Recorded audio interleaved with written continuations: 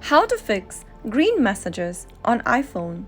If you see a green message bubble on the conversation via SMS, then it means that the person you send the message to doesn't have an Apple device, or the iMessage function on their device or your device is turned off.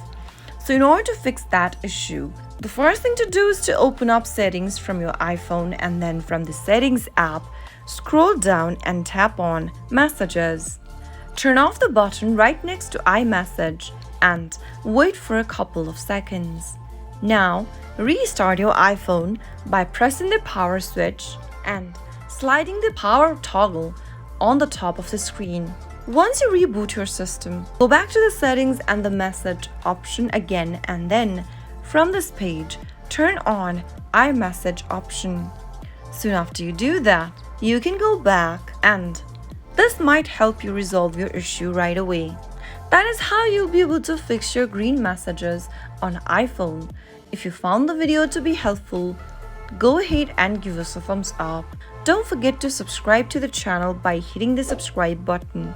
Also press the notification bell so that you'll never miss another upcoming upload from us. I'll be back again with another tutorial video. Goodbye till then.